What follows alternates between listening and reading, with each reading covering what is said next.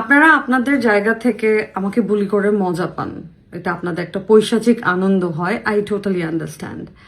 দীর্ঘ ১৬ বছর ধরে সামাজিক মাধ্যমে নিয়মিত ট্রল ও সাইবার বুলিংয়ের শিকার হওয়ার পর এবার মুখ খুলেছেন ছোট পর্দার জনপ্রিয় অভিনেত্রী সাদিয়া জাহান প্রভা।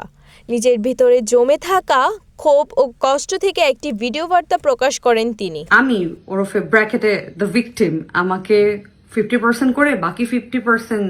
অনলাইন হয়রানি এবং সমাজে প্রচলিত ভিকটিম ব্লেমিং সংস্কৃতির তীব্র সমালোচনা করেছেন তিনি। ভিডিওতে প্রভা বলেন, দীর্ঘদিন নীরব থাকার পর নিজের দায়বদ্ধতার জায়গা থেকেই তিনি এই জ্বালাময়ী সত্য কথাগুলো বলেছেন। এক গবেষণার সূত্র ধরে ট্রলকারীদের মানসিকতা নিয়ে প্রশ্ন তুলে তিনি জানান, নিজের যোগ্যতা, নিজের স্থান, নিজের সৌন্দর্য, নিজের কোয়ালিফিকেশন, এই সব কিছুর প্রতি আসলে আপনাদের ইনসিকিউরিটি থাকার জন্যই তো আসলে আপনারা মানুষকে মক করেন। এটা আমার কথা না, এটা হিউম্যান সাইকোলজি। এগুলো সাইকিয়াট্রিস্টরা এগুলো পড়াশোনা করে বের করেছেন, এগুলো আমার একদম কথা না।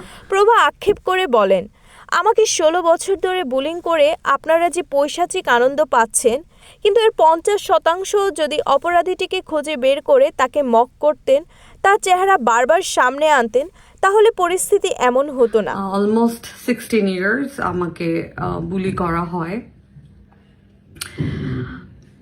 আমার কথা হচ্ছে, আপনারা আপনাদের জায়গা থেকে আমাকে বুলি করে মজা পান, এটা আপনাদের একটা পৈশাচিক আনন্দ হয়। I totally understand. বাট ঠিক যতটুকু আমাকে বুলি করছেন তার যদি 50%, মানে আমি ওরফে ব্র্যাকেটে দ্য ভিকটিম, আমাকে 50% করে বাকি 50% ক্রিমিনালটাকে খুঁজে বের করে ওকে যদি এরকম মক করতেন, ওকে নিয়ে যদি লেখালেখি করতেন, ওর চেহারাটা যদি বারবার মানুষের সামনে মানে প্রকাশ্যে আনতেন। সম্মতি ছাড়া কারো প্রাইভেসি ডিসক্লোজ করাকে গুরুতর অপরাধ আখ্যা দিয়ে তিনি বলেন, মানুষ অপরাধীকে ছেড়ে দিন দিন ভিকটিমকেই বুলিং করেছে।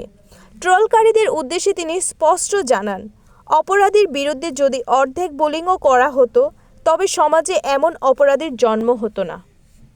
বিথিরানী মণ্ডল, প্রাইম টিভি, ডেস্ক রিপোর্ট। আপনারা ঠিক যেই পার্সন একটা ভিকটিমকে বুলি করেন, ওই পার্সনটার হাফও যদি ক্রিমিনালটাকে বুলি করতেন, তাহলে এই তন্ময়দের জন্ম হতো না।